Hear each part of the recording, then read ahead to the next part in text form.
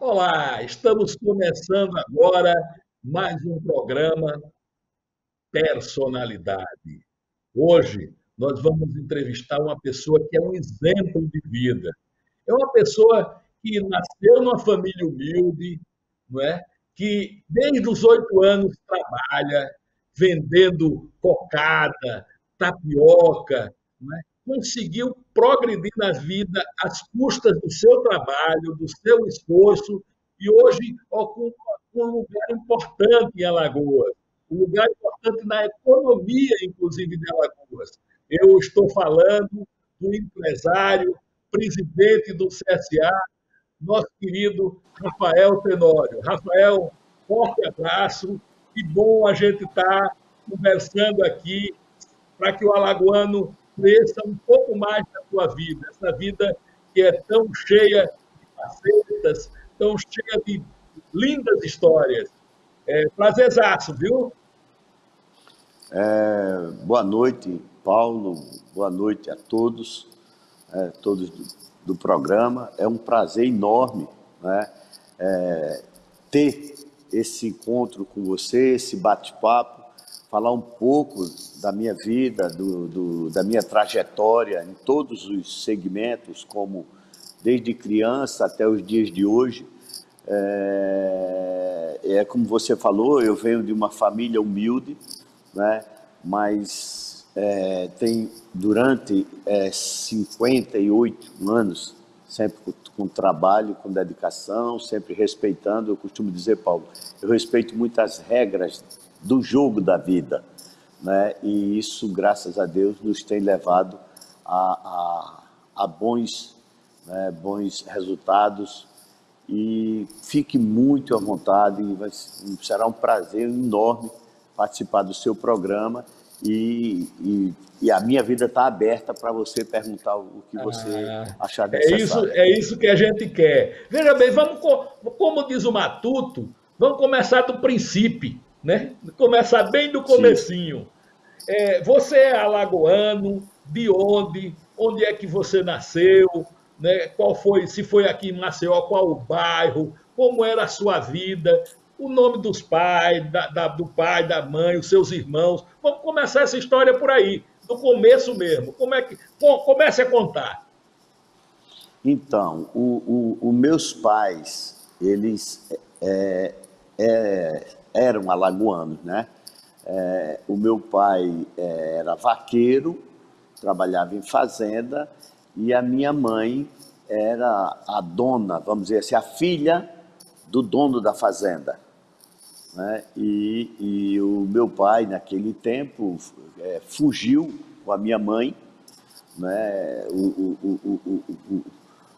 A cultura daquele tempo não permitia que o empregado da fazenda casasse com a patroa, né? A filha do fazendeiro. E o meu pai fugiu com a minha mãe, né? E foi para São Paulo. E eu nasci em São Paulo, em Osasco, né? Em 15 de março de 1954, eu tenho 67 anos. E depois que eu nasci, poucos anos depois, os meus pais retornaram para Maceió, vieram morar em Maceió, né? Nós somos em 10 irmãos, e quando meu pai veio de São Paulo, voltou de São Paulo para Alagoas, ele foi trabalhar em uma fazenda ali no município de Boca da Mata, a Fazenda Ocidente, que era de um parente, primo legítimo da minha mãe, que a gente chamava ele de tio Jefferson Tenório. O meu pai foi trabalhar lá na fazenda por um período e depois veio morar na cidade, né? Veio morar em Maceió, e nós fomos morar no Mutange, ali Olha, fomos morar ali, Paulo, na Travessa Delmiro Gouveia. Até hoje eu lembro, número 25, ela ficava, a nossa casa ficava mais ou menos por trás da Fabrima, que era a fábrica de meias do Dr. Vinícius Cansação. Ele tinha aquela indústria de meias que fica mais ou menos em frente a antiga Casa de Saúde Dr. José Lopes de Mendonça, né? Então, foi a única morada que nós tivemos, sempre ali no Mutange. E, como eu te falei, 10 irmãos. E o meu pai, naquela época, no início, no final da década de 60, o meu pai conseguiu entrar na prefeitura de Maceió, porque naquele tempo não tinha concurso, geralmente abria-se, né, ou por uma indicação ou por uma necessidade. O meu pai, como era um homem semi-analfabeto, ele foi contratado para ser vigia. E o meu pai era vigia, chamava vigias de praças. E o meu pai, por muitos anos, foi vigia ali na Praça do Centenário. E depois, já nos últimos dias, quando ele ainda funcionário da prefeitura, ele foi vigia da Praça Santo Antônio, ali em frente à igreja de Bebedouro, a igreja Santo Antônio, que era o padre, na época era o padre Fernando Osório, grande azulino, né? Saudoso, o arcebispo, o padre, grande azulino. Eu me recordo que nas missas, eu até então com 12, 13 anos, ele falava muito do CSA e tal. Então, a minha vida, né, praticamente, quando eu cheguei no Mutange, e a minha mãe, né, porque tu imagina, Paulo, um pai de família com 10 filhos, né, e mais a mulher, e ele recebendo um salário mínimo, que era na época, era a remuneração pela função que ele exercia, né, para dar comida, né, e estudo também, né, apesar de que eu sempre estudei em escola do governo, né. E então a minha mãe, ela, para ajudar o meu pai, ela tirava sururu ali na lagoa, ela tirava ali por trás, ali do campo do CSA, naquela área por ali, ela catava sururu, né? E quando ela, vamos dizer assim, catava 5 quilos, ela levava para casa e despinicava aquela coisa toda, ficava com 1 quilo, e os outros 4 quilos, vamos assim dizer, eu saía vendendo ali na estação do trem de Bebedouro, eu ficava ali por ali, entendendo? Isso em um período. E geralmente, quando não tinha o sururu, ela fazia tapioca e tinha um tabuleirozinho bem limpinho, a toalhazinha branca, bem bonitinha, bem organizada. E quando dava mais ou menos, Paulo, ali eu jogando uma bolinha, batendo um racha, e quando dava 3h30, ela começava a gritar para que eu pegasse o tabuleiro e fosse vender a tapioca, né, até 6, 7 horas da noite, mais ou menos. Até eu sempre fazia aquela mesma rota todos os dias. Ali eu andava ali pelo Alto do Céu, né, onde era o Jardim das Acácias, fazendo a venda da tapioca. Então, isso foi a minha adolescência, né? Até os... Depois dos jogos do CSA, Paulo, eu vendia cocada e vendia água. Como? A minha mãe fazia cocada e eu vendia também a água. Quando eu não vendia, era uma cortesia. Por exemplo, se o cara não queria comer a cocada, comprar a cocada, porque tu imagina, o jogo no Mutange não tinha refletor, o jogo começava às 3h30 da tarde, né? Um sol quente, porque era geral ali que ficava de frente para verde, era geral. Então, um calor desgraçado, o cara assistindo o jogo sem camisa e suando e tal, e às vezes comer doce ainda. Aí queria água, eu digo, bom, a água você tem que comprar, tem que pagar, porque não está comprando a cocada. Se comprasse a cocada, a água era grátis, mas se não comprasse, tinha que pagar. E o mais interessante, Paulo, de tudo, era que era o mesmo copo para todo mundo. Não tinha um copo descartável como tem hoje, né? E era uma quartinha, né?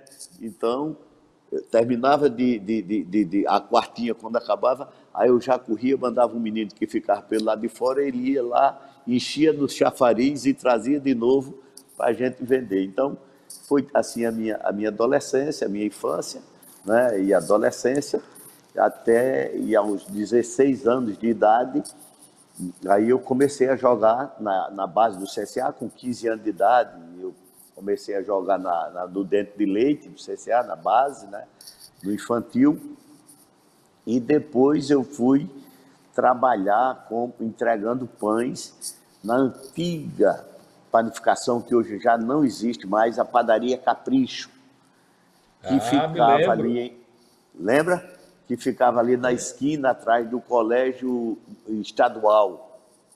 Isso. Colégio estadual. Ali, Famosa Moreira padaria Lima, Capricho, né? famosa Padaria Famosa. Capricho. Eu trabalhei ali com o seu Nelson e depois com... Ambos já faleceram, né? Então eu trabalhei ali até e servi o Exército em 1973. Então, esse percurso aí foi da minha permanência no Mutange, né? Aí servi o Mas vamos, Exército. Rafael, sem querer lhe interromper, já lhe interrompendo, vamos parar um pouquinho aí nesse período, né? Aí você estudava onde? Porque você descuidou dos estudos, era um menino daqueles que não gostava de estudar, como eu era, como diz a história. Ou a sua mãe sempre dizia, não, tem que estudar e tal. Como é que foi essa parte aí? Eu tenho um grande amigo aqui que é da TV Assembleia, e quando a gente disse que ia lhe entrevistar, ele disse, oxe, eu fui amigo do Rafael desde menino, que é o Fragoso. O Ele disse, eu Fragoso morava ali perto Carlinhos, do... Ele disse, eu morava ali perto Carlinhos do Montanha. Fragoso, Carlinhos é, Fragoso. Ele disse, não é, esqueça de dizer, não é, esqueça de dizer. eu, Carlinhos, Então, ainda como ensaiou é para que ser foi goleiro. essa vida? Como é que foi essa vida lá com os amigos, a vida de amigos, as brincadeiras, né? As namoradas, as festas? Como era ali no Mutange, que era um bairro tão saboroso, né? Ali perto do Bebedouro, aquele bairro gostoso. Tinha ali o primeiro, eu acho que era o primeiro ou o segundo grito de carnaval, que ficava na Praça Lucena, Maranhão. Me lembro como Isso. hoje, né? Aquilo tão bonito. Como era você naquele ambiente ali cheio de cultura, porque ali tinha muitos mestres de guerreiro, muito mestre de guerreizado, tinha uma cultura fabulosa, sanfoneiros, né? Como é que você viveu essa época ali ainda no Mutange? Vamos ficar por ali mais um pouquinho. Então, Paulo, eu sempre fui um cara assim muito passivo, né? Muito de conciliação e existia uma rixa, vamos assim dizer, em quem morava em Bebedouro e quem morava no Mutange. Então, a turma de Bebedouro, quando ia para assistir algum treino do CCA, algum jogo, a turma de Bebedouro, então a turma do Mutange saía para sair na tapa, na mão. Era o que se via. Lá naquela época não tinha ninguém, não tinha violência assim, Nada. né, de portar arma, portar isso, aquilo não, era só na mulheca mesmo. Então a gente saía no braço com a turma de Bebedouro, e quando a gente ia para Bebedouro, que era onde você falou, era o centro cultural, era onde tinha todas as coisas. Aí tinha o cinema do Fragoso, do Luiz Fragoso, pai do Carlinhos, era o cinema que tinha, cinema gostoso naquele tempo, era na casa dele. E tinha parte que a gente entrava assim, num beco e ia lá para o final assistir o filme. Então, só tinha diversão o cinema do Luiz Fragoso, pai do Carlinho Fragoso. Aí tinha o 29 de Julho, que era um clube carnavalesco do Rico, né, de Bebedouro. As pessoas que tinham o melhor poder aquisitivo iam para o carnaval do 29 de Julho. Mas jamais eu poderia entrar lá, até porque eram para os sócios associados, né, os sócios e a família dos sócios. Então, aquilo ali era o marreco, né, era o pessoal ali que tinha uma melhor condição, e os filhos. Então, honestamente, eu nunca tive o prazer de entrar no carnaval na minha juventude, né, lá no 29 de Julho. Então, assim, eu tinha um bom relacionamento com o pessoal do... Mas ia para a Praça Lucena Maranhão, não ia não? Ah, sim, aí todo O sábado, Carnaval Popular. Isso, e tinha também, Paulo, todo sábado à noite, a gente ia desfilar, não é, na praça, rodeando a praça, principalmente na época de Natal, no mês de festa, ou quando isso, um dia de domingo, antes da missa ou após a missa, a gente ficava com as nossas namoradinhas, a gente ficava rodeando a praça, aqueles casais, todos os namoradozinhos, os amigos, aí fazia o ciclo, rodeava a praça inteira, isso dava 5, 6, 8, 10 voltas, comendo às vezes amassando o amor, lembra? Amassando Lembro. o amor, comendo um cachorro quentezinho que era feito naquelas latinhas de óleo, o cara fazia um fogareirozinho por baixo, levava Tinha a mais carne. batata do que carne, né? Tinha mais batata do que carne. Exatamente, era um E escaba safado. o cara comprava o cachorro quente, mestre Rafael, às vezes de meio pão, bota meio pão, né? Isso, Bota um pão inteiro. e tinha o Dependia Mickey, das né? posses que o cara. E tinha o Mickey, né? Era Mickey. Era um pedacinho que ele Isso. botava para você experimentar, né? Numa rodelinha de pão, ele experimentava aqui, botava uma coisinha. E quando a gente pensava, o safado botava a carne moída por cima e por baixo era só batata. Aí quando você botava no coisa, então ali era... E na realidade, Paulo, eu fui um cara que eu tive pouquíssimas namoradas, porque as meninas mais bonitas do bairro, tanto lá do Mutange como Bebedouro, elas não queriam ir namorar com um cara que vendia tapioca, vendia cocada, e depois eu comecei aí depois dos meus 16 anos, depois que eu saí da padaria Capricho, eu passei um bom período vendendo tempero no mercado, eu dava feira durante a semana. De manhã e à tarde eu estudava no CEPA, na Colégio Estadual Moreira e Silva. E, eu fiz o primário, Paulo, no Grupo Escolar Rosalvo Ribeiro, em frente ao Mercado Público de Bebedouro, ali, né? Então, a minha primeira professora, a dona Cornélia, era a dona Cornélia, ela morava, me chamava de Pichilinga. Meu apelido era Pichilinga, porque eu era pequenininho e magro, muito magrinho, ela me chamava de Pichilinga. Então, eu fiz o primário no Rosal Ribeiro, né? E às vezes o Jorge Siri, ele é um pouco mais velho que eu, o Jorge, né? E o Jorge, ele ia para a escola e geralmente ele levava um pão no bolso, um pão crioulo, porque aí você botava uma banda em cada bolso, né? Para não coisar. Mas eu como não dava, ou quando eu dava muita coisa, eu levava uma batata doce, enrolada no papel, daquele papel de embrulhar açúcar, as coisas, e ia comer a boia do governo, porque naquele tempo a merenda escolar, e até, eu não sei se você lembra que, né, o governo, o John Kennedy, na época, o Brasil tinha feito um convênio e eles mandavam uma merenda que era gostosinha, era tipo um leite com arroz, uma coisa. Então, aí terminando, né, lembra? E então nós, quando saímos terminamos o ginásio, eu fiz a admissão e fui estudar no Moreira e Silva, né? E fiz todo o segundo grau, o primeiro grau, no caso, no Moreira e Silva, para depois, então, eu fazer contabilidade. E me formei em contabilidade. Então, Rafael, a gente pode dizer que essa paixão sua pelo CSA, ela já nasce ali, por causa do bairro do Mutange. A gente pode afirmar isso é verdade? A sua convivência ali com aqueles jogadores, com o ambiente do Mutange, fez você... O seu pai era azulino?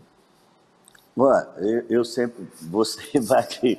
O meu pai, quando eu comecei a jogar na base do CSA, e na época o presidente era o coronel Nilo Floriano Peixoto, e era o presidente do CSA. E o Coronel Nilo, naquele tempo, eu joguei com o César, na época, com o Jeová, com o Surica, com o Zé Preta, com aquela turma toda. E o meu pai, Suareste, eu não joguei com o Suareste, porque ele já veio, eu vi antes dele. O Suareste é mais novo que eu.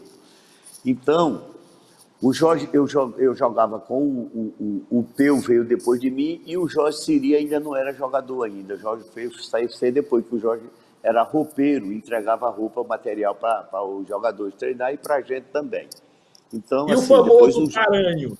E o famoso Paranhos? O Paranhos, por ser... eu sei da história do Paranhos todinho, quando o Paranhos morava ali, e o seu Paranhos era um investigador de polícia, chamava naquele tempo investigador de polícia, ia para o treino com um revólver 38, canela seca, e assistia os treinos, e o Paranhos batia, que só a porra, e até hoje eu sou amigo do Paranhos, eu me dou muito bem com o Paranhos. Mas o meu pai era regatiano. Olha, tá vendo? Meu pai era regatiano. Que nem eu, não conseguiu fazer o filho regatiano, tá vendo? E o meu pai era regatiano, e daqueles regatianos chato. E eu ia para o jogo com o meu pai, ele com a bandeira do CRB, eu com a bandeira do CSA, nós íamos ali para o Mutange, nós íamos para Pajuçara, nos anos 70, quando inaugurou o Rei Pelé, nós íamos para assistir o jogo, eu e ele, cada um com a bandeira do seu clube, e no máximo que a gente levava, às vezes, era uma laranjada nas costas, o cara chupava a laranja e jogava o bagaço nas costas da gente, entendeu? Então, lá em casa... Assisti muito ali na Geraldo, do Trapichão, e o máximo de briga que tinha era isso. Todo mundo junto, o máximo era uma laranjada mesmo. Ou aqueles flau, né?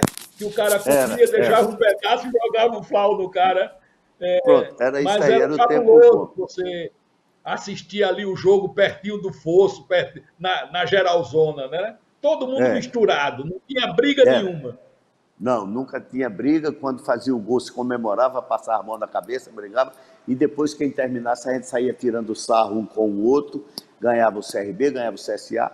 E lá em casa ficou o meu pai regatiano e 2 irmãos meus regatianos, daquele regatiano mesmo chato, né? E o resto tudo azulino, eu e o Cláudio azulino e as irmãs todas azulinas. E esses 2 puxaram meu pai.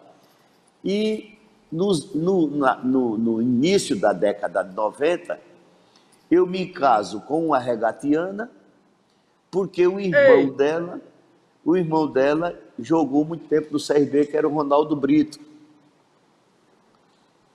Pronto. Aí eu me casei com a minha esposa, a atual esposa, eu me casei com ela, e ela, irmã do Ronaldo Brito, minha sogra regatiana, e a família toda regatiana. E depois, agora, quando eu virei azulino, aí ela agora não torce pelo CSA, ela torce pelo presidente e pelo marido, presidente do CSA. Mas a minha família tem muito. Porque aqui quem não é CSA é regatiano, né? Mas eu sou filho de regatiano. Quanto tempo você passou jogando no CSA? Você era lateral? Em que posição você entrou? Eu era lateral direito, não é? E passei mais ou menos, porque naquele tempo as coisas eram mais fáceis, né? Você treinava segunda, quarta e sexta, né? E nós, na época, praticamente, tudo garotão, o treino físico era antes do treino coletivo, né? Então, treinava segunda, quarta e sexta, aí você trabalhava de manhã eu vendia o tempero no mercado de manhã e à tarde eu ia treinar no Mutange. Eu passei eu acredito que foram 5, 6 anos mais ou menos, na base, não é? E eu era lateral direito e, honestamente, se eu tivesse seguido a carreira, eu, com certeza, eu teria sido um jogador relativamente, não um gênio, mas um jogador de regular para bom, entendeu? Só que eu tinha uma opção. Naquele tempo ninguém ganhava dinheiro, se, né? O jogador de futebol, por exemplo, o Tadeu, na época, que era ídolo do CSA, ele jogava futebol e tinha um táxi, que o irmão dele rodava. o Ronaldo Brito, meu cunhado, também tinha táxi para botar, o Tonho Lima era funcionário do banco, o Bernardo Mito trabalhava na CEAL, e assim, cada um tinha uma companhia de luz, eu trabalhava com e tal. Então não é hoje como, não era praticamente, vamos dizer assim, uma profissão jogar futebol, né? Nos anos 70. Tanto é, Paulo, que quando você pega os grandes jogadores da seleção brasileira de 1970, 74, 78, eles vieram ganhar dinheiro geralmente depois que pararam, né? Como o caso de um Pelé, você olha que foi um Rivelino, não existe esses salários, né? Salários surreais que tem hoje no futebol. Então, assim, eu tinha que seguir ou trabalhar ou jogar futebol. E como não se ganhava dinheiro, porque eu sabia, e o CCA também, era aquela mesma cultura, o jogador assinava um contrato, vamos dizer, assim, para receber, vamos dizer que fosse no dia de hoje, R$ 2.000 e ficava recebendo o vale de R$ 100, de 200, entendeu? O CCA nunca pagava salário, era tudo assim. E eu vivia lá dentro, eu sabia que a cultura do CCA era isso. Tanto é, Paulo, que quando nós assumimos um ano atrás, o CCA tinha um empréstimo de 1974 que tinha feito a um italiano, e numa nota promissória, nunca pagaram, e o credor averbou, e quando nós fomos ser indenizados pela desapropriação do Mutange, existia essa verbação, lógico que ela já tinha prescrita, mas tinha que ser resolvido para poder passar em definitiva a escritura. Então, naquele tempo, futebol era mais por paixão, por prazer. Por isso que você vê um jogador que se identificava com o clube, como o Paranhos, que jogou toda a sua história no CSA, né, e tantos outros, que Suareste, né, que vestiu praticamente a carreira toda dele no CSA, o Jorge Siri, e tantos outros, Tadeu e tal, quando muitos poucos deles saíam para o CRB ou do CRB vinha para o CSA. Então, assim, hoje não, hoje o futebol é uma coisa, o jogador hoje em uma temporada ele muda 3, 4 clubes, de repente as propostas surgem e eles vão embora. Mas tudo, não dava, na minha geração não dava para ganhar dinheiro com futebol. Só para a gente deixar um pouco lá para trás essa história do Mutange e do Bebedouro. Você se lembra de um banho que tinha ali, o banho do Fragoso?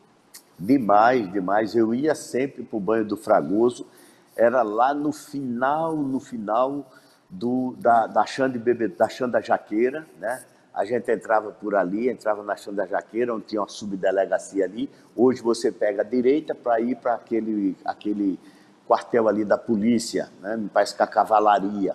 E você segue em frente. E eu tive, Paulo, há um ano, 2 anos atrás, me deu uma saudade, eu descendo por ali, me deu uma vontade de ir lá no banho do Fragoso para ver como é que tinha, porque era um banho gostoso, a gente pagava para tomar um banho, aquela água limpa, né? Eu acredito que hoje, com a mudança do tempo, só deve ter algum córrego, alguma coisa ali, porque era realmente um banho maravilhoso. Você ficava jogando bola no racha, fazia o racha ali ao lado e depois ia tomar o banho gostoso, muito bom. Tomei muito banho ali no banho do seu Fragoso. Era um galego, altão branco, compridão, né? Inclusive, Tinha ele me dois parece que banhos era... aqui em Alagoas, né? Tinha dois banhos, o banho do Fragoso e o banho do Catolé, né? Dois Sim, banhos sim, foi famosos. muito famoso. Inclusive, o seu Fragoso, me parece que ele era pai do Zé Luiz, aquele que tinha uma casa de peças, que morreu agora há um pouco tempo atrás. Mas eu lembro muito bem, eu frequentava muito o banho do seu Fragoso. E para tomar um banho tinha que pagar um negocinho para ele. Mas, Rafael, a gente já chegou no meio da conversa, como diz a história assim, vamos puxando o carreirão da conversa, porque aí você falou do adolescente, de como ele foi se firmando e como o Rafael foi virando empresário, foi virando pecuarista, como é que ele foi batalhando e construindo degrau a degrau a sua vida, como isso aconteceu, né? Porque isso é realmente, pelo que você está falando, é o menino pobre que de repente consegue, né, não vender mais tapioca e agora, como diz, qualquer moça quereria haveria de querer namorar com ele. Agora, como diz a história, porque naquela época a menina não queria. Mas agora é o grande Rafael. Como é que se deu essa passagem? Como é que você foi montando esse quebra-cabeça, pedaço a pedaço, e você construindo a sua vida? Interessante, Paulo. Você tocou aqui num assunto e eu vou, antes de responder, antes de dar continuidade, como tudo começou, né? O início da minha carreira como empresário, né? Nós tínhamos um racha ali no Bom Parto, que todo dia, na Semana Santa, na Sexta-feira Santa, nós tínhamos um racha da nossa geração, né? Eu, Ronaldo Brito e tantos outros, Tuca, um monte, Zé Binga, aquela turma toda da gente lá que era criada ali entre o Mutange e o Bom Parto, né? Que a gente se encontrava muito. Então, esse racha, e eu, na época, eu casado já com a minha esposa, e o Ronaldo Brito, meu cunhado, né, tinha esse jogo toda vez, e quando terminava o racha, a gente ia jogar, ia tomar uma cerveja, tomar uma cachaça ali no barzinho do Zé Binga, quase em frente à casa do Luiz Fragoso, pai do Carlinhos Fragoso. E quando terminar o racha, tudo isso eu acho que mais ou menos no ano 2000 mais ou menos, eu acho que isso. Aí todo mundo foi chegando, saiu, o racha era ali atrás, o campo era ali atrás da linha do trem, ali no Brejal, perto do Brejal, e o pessoal vinha chegando, uns a pé, outros não sei o quê, e eu cheguei com uma Mercedes, né, uma Mercedes prata, linda. Aí parei, e as cadeiras tudo lá de fora, eu parei, desci e me sentei e começamos a conversar. E tinha uma amiga minha de infância, né, que eu era louco, apaixonado por ela, e ela ela nunca me quis, e nós morávamos no Mutange, né? E ela linda, e quando eu a encontrei, eu falei, mas fulana, rapaz, que prazer, não sei o que e tal, e começamos a conversar, e lembrando da nossa infância, da nossa adolescência, aquela coisa e tal. Aí ela virou-se para uma filha dela e disse o seguinte, ó, fulana, esse aqui, o Rafael Tenório e tal, era apaixonado por mim, louco por mim, eu nunca quis ele, ela dizendo. Aí a menina se vira para ela e diz, mas mamãe, por que a senhora jogou fora essa pérola, mamãe? Não sabia que isso. Ela disse, se a senhora tivesse É casado com ela verdade, hoje, a gente não precisava trabalhar, né? Então, é isso aconteceu, verdade. fato, lá na porta do bar do Zé Binga. Então, E essa coisa do Paulo, futebol, só complementando aqui, Rafael, só antes um pouquinho da gente entrar de como foi, só essa coisa do futebol que eu acabei me esquecendo. O futebol antigamente, ele era, pelo menos eu tenho 63 anos, eu sou 4 anos mais novo que mais você, novo. mas eu era um menino muito esperto desde o começo, então vivia fuçando as coisas, e o futebol, ele se dava muito nos bairros. Por exemplo, o Sim, meu bairro era o Prado. O meu bairro era o Prado. Tinha dois times que o disputavam a primeira Nacional, divisão. O Ferroviário e é o isso. time do E o Djalma, Universal. que é o não Dínamo. Sim, o Se Dínamo. lembra do Sim, Dínamo, lembro que demais, era do demais, demais, Djalma? demais. Todos, Sim, todos sim. dois do Prado. Lá perto de você tinha o Cambonense também, que virou um bom Isso, time, um razoável isso, time. Então, isso. existia muitos bairros da cidade os times. Claro que nunca como o CSA. Existia o São Domingos também, Sim, né, que sim, era sim, aquele sim. famoso empresário que Era, investia nele muito, era foi. o Spinelli. Spinelli Era investia muito Miguel no São Spinelli, Miguel Domingos. Spinelli. Então, é incrível como o futebol mudou um pouco esse panorama. Pronto, só para a gente concluir essa coisa ali do futebol. Mas você lembra disso Então, tudo, não lembra? lembro completamente, eu tenho uma memória boa. Então, Paulo, é o seguinte, eu fui um cara que eu passei fome quando eu era criança, né?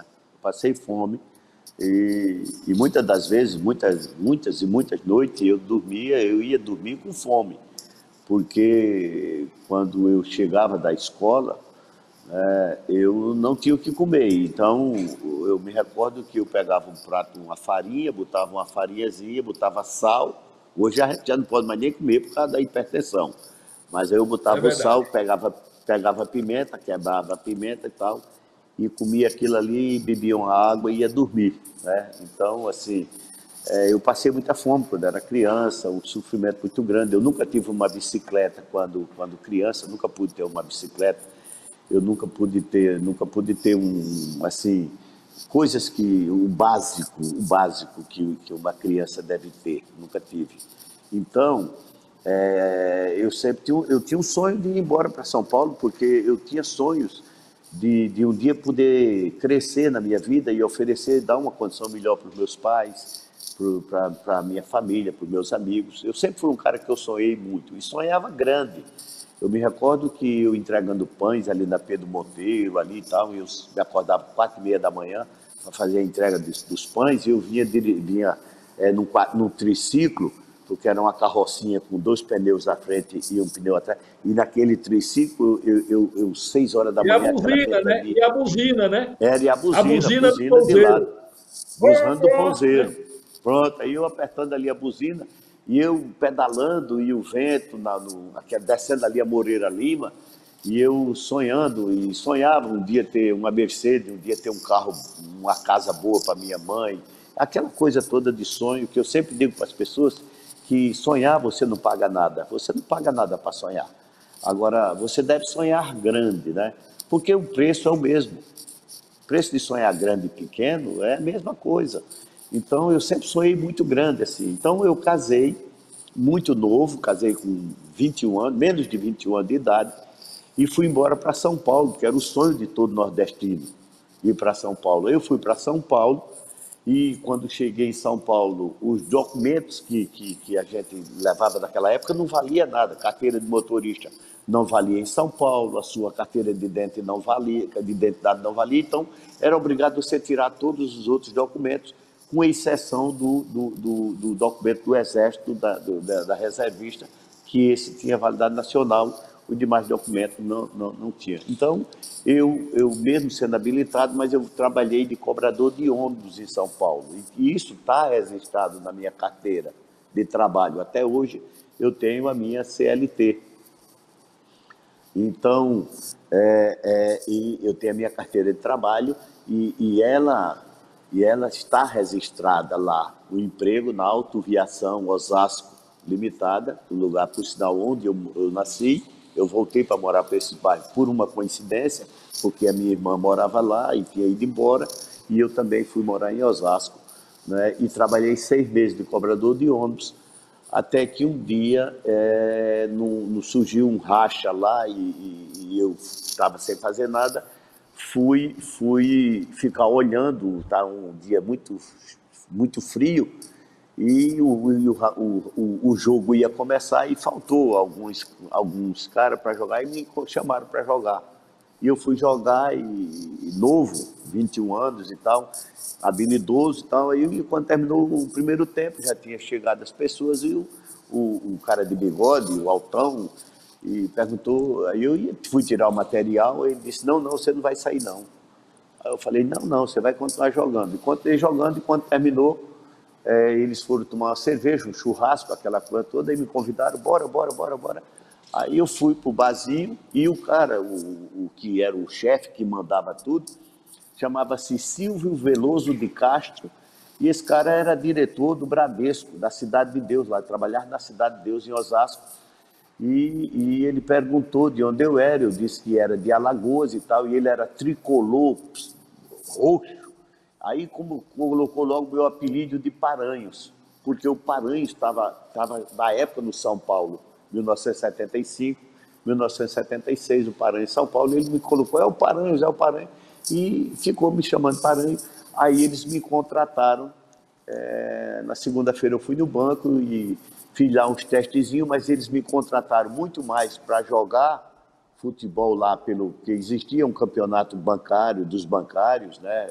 São Paulo, ele tinha muito isso, campo de várzea e tal, e tinha um campeonato interno e depois tinha o campeonato dos bancários, e eu jogava na seleção do banco, aquela coisa toda.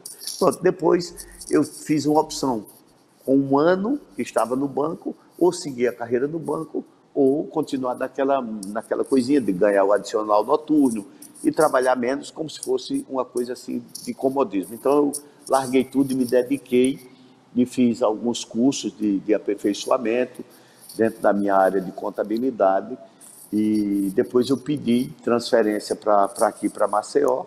Passei um período aqui como contador aqui dessa agência 389, que era ali na Rua do Comércio, e depois eu fui para a inspetoria do banco, passei um período no banco, e quando foi em 1982, eu pedi para sair do banco, porque eu tinha um sonho de colocar um negócio para mim, e assim iniciei a minha trajetória em 1982, em junho de 82, vai fazer agora 39 anos, e eu abri o meu primeiro negócio, um negócio pequeno, simples, mas eu era assim, eu sempre fui um cara muito arrojado, um cara que tinha muitas metas. Paulo, fui muito rigoroso comigo, né? Eu sempre trabalhei muito com metas, e eu estabelecia metas para mim, e aonde eu queria chegar, né? E veio então um plano cruzado, foi um plano onde eu ganhei muito dinheiro naquele plano, né? Porque faltava tudo, e depois eu perdi, inclusive, tudo que eu tinha ganho até 1985, 86, eu perdi tudo que tinha quando um banco fechou, o Comib, Banco Comércio e Indústria de São Paulo, ele fechou e quebrou e levou todo o recurso que eu tinha ganho e tal. Então eu levei esse tombo forte, né? E depois eu me recuperei e fui trabalhando sempre com metas e conquistando, e lógico, foram surgindo as oportunidades, e eu fui me agarrando a essas oportunidades, sempre buscando, trabalhando com foco, trabalhando com metas, fazendo boas parcerias, tendo bons relacionamentos, né? E aproveitando as oportunidades e, acima de tudo,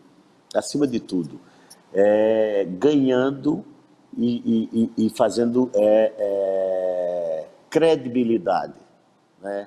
Confiança, né? Para que as pessoas e as empresas confiassem naquele cara que queria trabalhar com o intuito de crescer, sabe, de gerar, de melhorar a qualidade de vida das pessoas e a minha própria, e a própria da minha família. E assim foram se desenvolvendo no decorrer do tempo. Houve aquelas mudanças de plano, né, de plano real, de plano cruzado, depois para cruzados novos, depois plano real. Então foram surgindo as oportunidades, as indústrias das quais eu tinha relacionamento, foi começando a mudança de comportamento, que eu sabia que o mundo ia mudar, né, e eu avisava isso. E aí foi quando nós partimos para o segmento de distribuição. Aí sim, lá no início do milênio, foi que nós diversificamos os nossos negócios para agropecuária, para cana-de-açúcar, para outros segmentos. Sim, deu uma interrupção aqui agora na internet. Até o Fragozinho ligou para cá agora, cobrando o programa, tá vendo? Já está cobrando o programa aqui. Aí eu peguei o telefone aqui, estamos conversando com o Rafael, rapaz, espera aí, espere aí. Bom, então, mas isso catapultou a sua vida.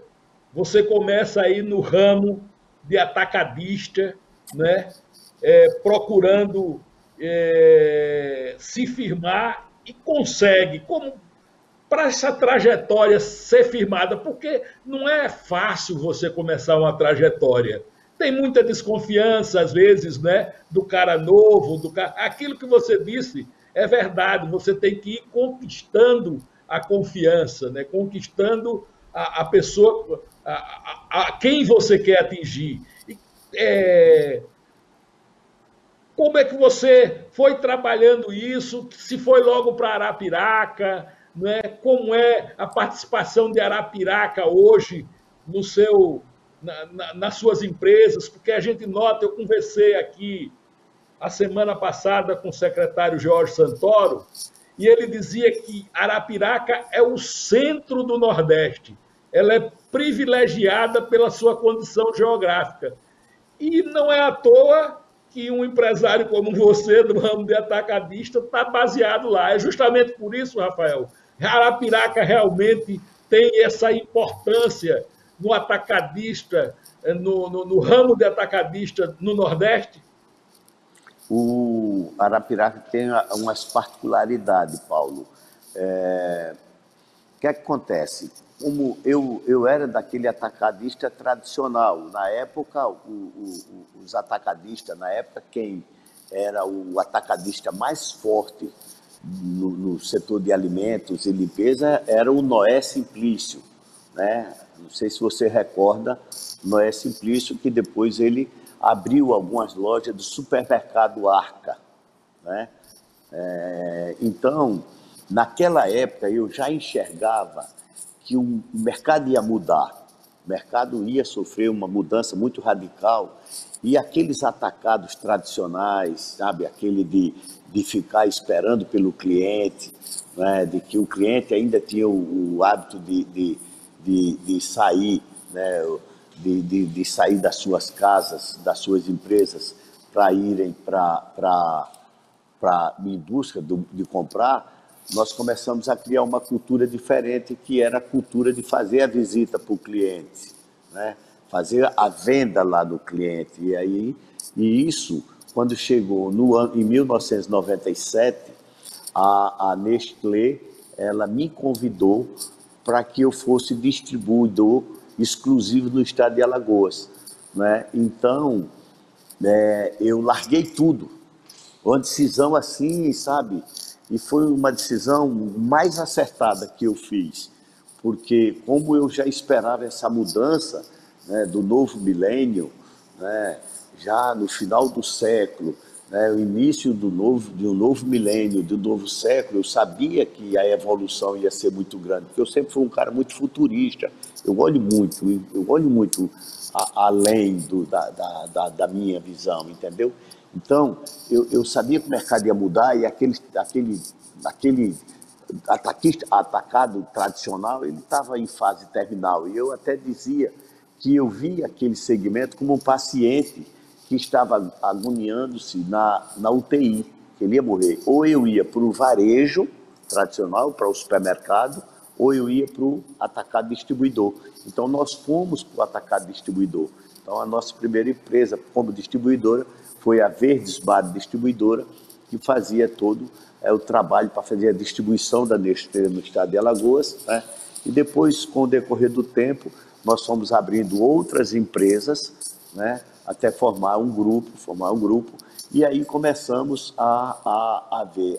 Na realidade, o Arapiraca, ela hoje concentra as maiores distribuidoras em Arapiraca, né, que tem grandes distribuidoras lá, só que como nós, dentro do nosso grupo, nós nos especializamos em um segmento, né, no caso de exclusivo de alimentos, né? Então nós distribuímos e representamos grandes marcas no estado de Alagoas, como a BRF, que é a Sadia e a Perdigão, são juntas, a Nestlé, a Garoto, a Purina, a J. Macedo, que são as marcas Brandini, Dona Benta, Boa Sorte, Favorita, a Camponesa, a marca Camponesa, nós temos negócio com a indústria lá em Lagoa da Prata há muitos anos, a Bung, por exemplo, a Bung, então tantas outras empresas que nós representamos ela aqui no estado de Alagoas. Então, com isso, Paulo, nós começamos a enxergar outros segmentos, né? E em 2010 nós entramos com o segmento de água mineral, e fomos eu já estava na pecuária, começamos a plantar cana também, né? Nós chegamos a moer em uma safra 90 mil toneladas de cana, né? Então, assim, muito agressivo nessa parte, e fomos diversificando, e em 2011 nós abrimos uma filial nossa lá, que também é distribuidora da Nestlé, lá no Mato Grosso. A sede nossa fica em Cuiabá, né, no Mato Grosso. Então, assim, houve uma diversificação nos negócios e sempre, como eu estou dizendo para você, ganhando a confiança. Mas eu bati, Paulo, em muitas portas, e muitas portas não se abriram para mim, e nem por isso eu desisti. Eu me recordo que eu, para comprar numa antiga empresa chamada Sambra, eu ficava esperando o vendedor. Ele morava ali no conjunto Morada das Árvores, ali por trás, na frente do Exército, do outro lado, na rua Belo Horizonte, e muitas das vezes eu ficava até 1, 2 horas da manhã conversando com o vigia e pedindo a ele para abrir um crédito para mim, não, para abrir, fazer o meu cadastro para que eu pudesse comprar nessa empresa, porque é uma empresa que tinha uma importância muito grande os produtos dele. E anos depois eu me tornara distribuidor exclusivo deles aqui no estado de Alagoas. Então, assim, não foi fácil, não foi fácil, né? E eu sempre, eu tive, Paulo, uma das coisas que é fundamental nas pessoas, mas isso é a base de tudo, é a humildade. É a humildade. Você manter as suas origens, você não fugir das suas origens, dos seus valores, né? Você sempre manter essa ética de caráter, né? Onde as pessoas confiem em você, acreditem em você, né? Porque sozinho ninguém vai a lugar nenhum, você não vai conquistar nada só. Então, era aparecendo as oportunidades, aí eu tinha um relacionamento com uma determinada indústria, e aquele diretor, aquele gerente ia para uma outra indústria, porque o mercado empresarial ele é muito dinâmico. Hora você está numa indústria, hora você está na outra e tal. Então, como eu criava bons relacionamentos, eu sempre tive essa facilidade de bons relacionamentos. Não independia, Paulo, se o cara era vendedor da Nestlé e o outro que era vendedor de sal, eu os tratava com a mesma simpatia, com a mesma gentileza, porque eu nunca sabia se amanhã ou depois o vendedor de sal ia estar na Nestlé e o cara da Nestlé ia vender sal.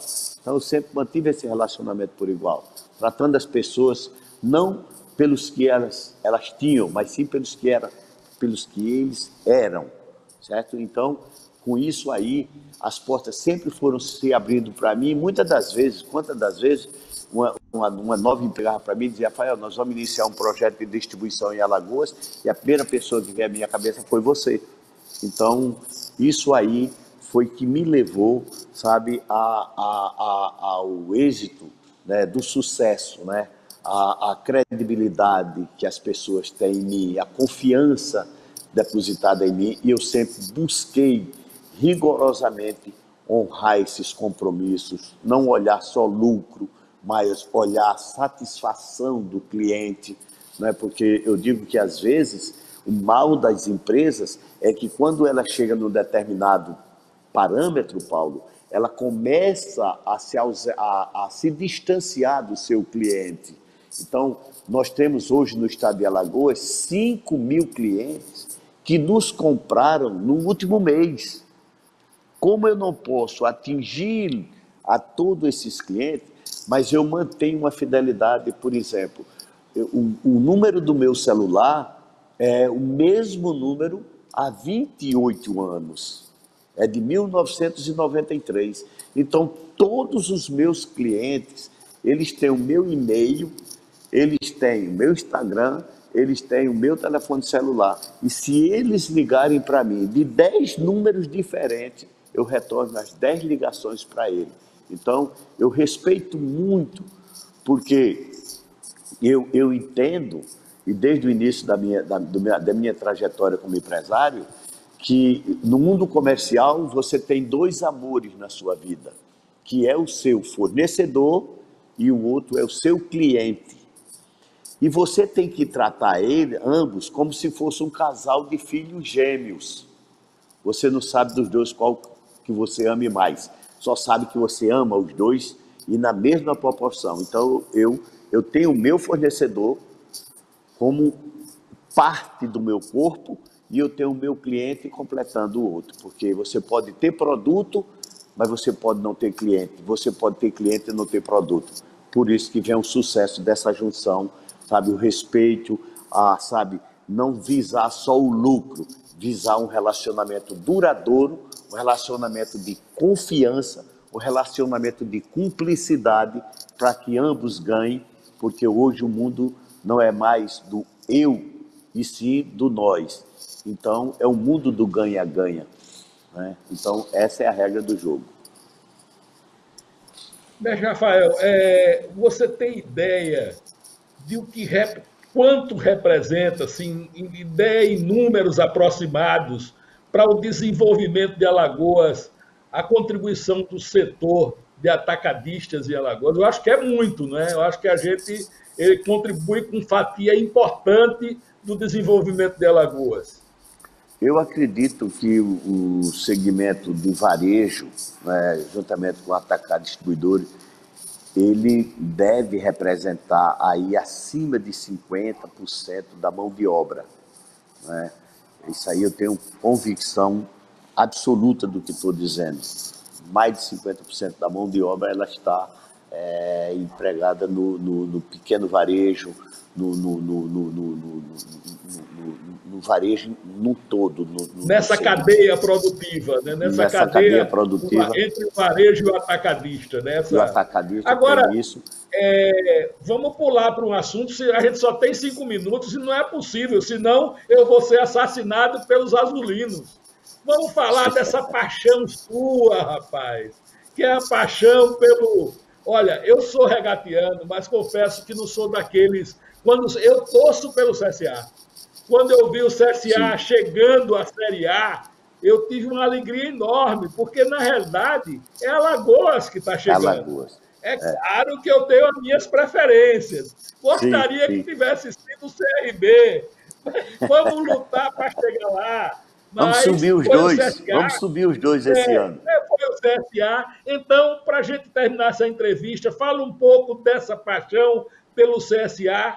Né? Você foi o cara que conseguiu a façanha de tirar um time que não estava em divisão nenhuma. O CSA passou uma época que a gente brincava, nós regatianos, um time sem divisão, não sei o que lá. Você tirou o CSA disso e mandou ele para a Série A. Né? Isso é fruto de quê também? É dessa visão empresarial sua que também contribui para que você gerencie melhor o CSA? Exatamente, Paulo. Eu vou ser bem sucinto, né, até pelo tempo, né, e dar essa satisfação para a nossa torcida. Nós assumimos o CSA em junho de 2015. O CSA tinha sido eliminado nas quartas de finais do Campeonato Alagoano pelo Cururipe, e toda a diretoria renunciara, né, jogaram a chave, fecharam o portão e jogaram a chave e foram embora. E houve muitos apelos de amigos para que eu assumisse, e eu não queria. E Raimundo Tavares conversando muito comigo, vamos, Rafael, assuma o CSA, você assume. E eu não queria, porque eu já tinha sido presidente do conselho, na gestão do Jorge VI, e tinha mais ou menos conhecimento da bagunça que era o CSA, da desorganização que era o CSA. O CSA não recolhia encargos sociais, não pagava nada, nada. Era uma coisa... O CSA vivia na informalidade, na ilegalidade, na clandestinidade, assim dizendo. Porque era uma instituição que não tinha uma conta bancária. Havia 28 anos, quando nós assumimos o CSA, não tinha uma conta bancária. Tudo penhorado. Um ar-condicionado velho, quebrado, era penhorado. As lâmpadas do refletor penhorado. 211 ações trabalhistas já transitadas e julgadas. Então, o CSA era uma bagunça. Então, eu conhecia mais ou menos, que eu fui presidente do conselho, e a minha função era organizar o conselho, mas eu acompanhava de perto o executivo. Até que, enfim, por muita coisa, eu aceitei assumir o CSA, e passei 7 meses fazendo uma auditoria dentro do CSA.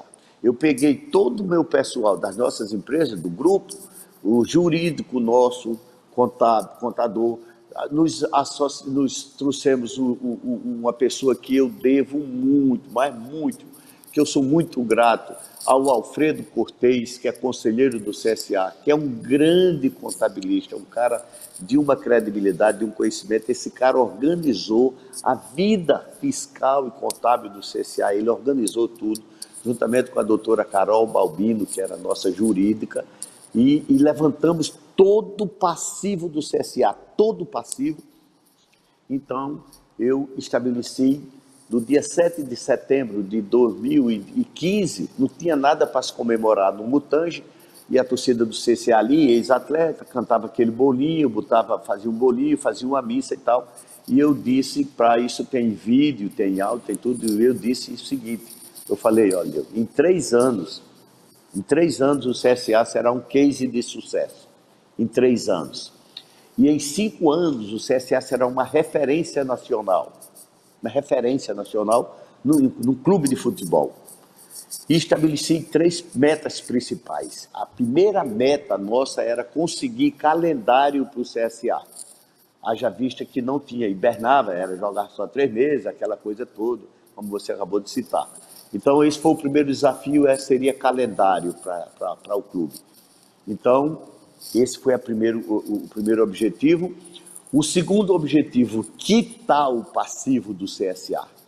Tornar o CSA uma instituição digna, né, respeitada. E o terceiro grande objetivo era tornar o CSA uma SA do futebol. Isso eu já dizia em setembro de 2015. E amanhã nós teremos uma reunião através de vídeo, onde esse projeto de lei vai quase que se tornar obrigatório, os clubes tornarem-se uma SA, né? E eu fui convidado em 2019 a participar de um debate na Câmara dos Deputados para tratar exatamente sobre isso. Então, 2 nós conseguimos calendário, um fato inédito na história do futebol brasileiro, porque um clube sem série, fomos para D, para C, para B, para A, sendo vice-campeão brasileiro da D, campeão brasileiro da C e vice da B. O que é que aconteceu? Quando foi em 2019, eu tinha que fazer uma opção, Paulo. Ou eu quitava o passivo do clube, terminava de quitar o passivo do clube, ou eu gastava o dinheiro e permanecia na Série A. O que é que eu fiz? Eu quitei o passivo do clube todo, economizei, quitei todo o passivo, até que no dia 16 de outubro de 2019, o Tribunal Regional do Trabalho nos entregou a certidão negativa com todas as ações trabalhistas liquidadas. E quitamos todo o passivo do clube, trabalhista, fiscal, fizemos tudo. O CSA hoje é uma instituição que não tem 1 centavo de encargos sociais atrasado. Até esse benefício que o governo federal deu agora na pandemia do ano passado, quando os clubes, ele suspendeu temporariamente o pagamento do Profut, no CSA está no top 10, são os clubes que atingem 100% das exigências do refis do futebol, o CSA está lá no top 10. Então, com isso, nós demos dignidade à instituição. Hoje o CSA tem um ônibus 0 quilômetro, 2020, um ônibus que custou quase R$1 milhão para ter conforto. Nós temos uma van para fazer, nós temos um automóvel, um carro para fazer o trabalho. Nós temos hoje uma estrutura, né, que orgulha qualquer clube, e agora acabamos de adquirir com a indenização, compramos uma área supervalorizada de 140 mil metros quadrados na beira da pista, perto do aeroporto, e iremos iniciar na próxima semana já a terraplanagem para antes do final de 2022, a gente entregar o nosso CT com um hotel, com ginásio poliesportivo, com 5 campos oficiais de tamanho oficial e com um campo oficial de grama sintética. Então, esse é o CSA que nós vamos entregar no final de 2022 para essa nação azulina, que é o CSA, um patrimônio do estado de Alagoas. Muito bem, Rafael, eu queria agradecer demais essa nossa entrevista, esse nosso papo gostoso, né? Eu já era seu fã, virei mais ainda. Eu acho que alagoanos, né, o seu exemplo de vida é um exemplo que tem que ser seguido, né? É um caso que esses meninos aí que estão nos vendo agora, né, que vão nos ver, tem que se mirar nisso, essa coisa sua de ser, quando você falava que era pequeno, né, uma pessoa pequena, mas que sonhou muito alto, eu me lembrava aqui do poeta Castro Alves, que dizia, eu sou pequenino, mas fito os Andes, né? Eu sou pequeno, mas olho para as alturas, eu não olho para baixo, eu olho para as alturas. Então, você me foi a materialização disso, da poesia do Castro Alves. Um grande exemplo de vida. Muito obrigado pela entrevista. As suas observações finais para a gente terminá-la aqui, já estourando o tempo, né? O Fragoso vai ter que engolir esse tempo a mais agora. Mas como é amigo de infância, ele vai nos perdoar, até porque esse papo tão gostoso, tão descontraído, Paulo, com você que me deixou à vontade para que eu pudesse ficar muito leve, sabe? Eu já sou um cara leve, assim, em relação... Eu sou pesado no peso, mas eu sou leve com isso. Você me deixou esse papo gostoso, né? Eu quero te agradecer muito essa oportunidade e dizer para as pessoas, Paulo, que muitas das vezes você tem talento, mas você não tem sonhos. E o grande perigo das pessoas é quando elas sonham pequeno e realizam o sonho. Porque sonhar grande e não realizar o sonho não é motivo para desanimar. Eu vejo nas pessoas quando sonha pequeno e realiza o sonho. Às vezes as pessoas me dizem isso, eu digo, só isso, cara. Porque eu estou com 67 anos, mas eu continuo, sabe, empreendendo, sabe, gerando emprego e renda para a pessoa, melhorando a qualidade de vida das pessoas, orientando as pessoas, mostrando que é possível você conseguir com trabalho, com dignidade, com objetivo, sabe? E acima de tudo, Paulo, para finalizar, você tem que ter sonhos. E nesse sonho, você tem que colocar uma coisa chamada paixão. Paixão pelos seus sonhos, paixão por aquilo que você faz, sabe? Porque aí sim, você consegue o sucesso. E não desistir, não desista nunca, vá sempre em frente, sabe? Que se aconteceu comigo, se aconteceu com outras pessoas, também vai acontecer com você. Não basta ter só o talento se não tiver vontade, se não tiver sonho, se não for paixão de tudo isso aí. Muitíssimo obrigado e vou ter a próxima oportunidade para a gente nos abraçar aí após pandemia e tomarmos um café, com certeza, certo?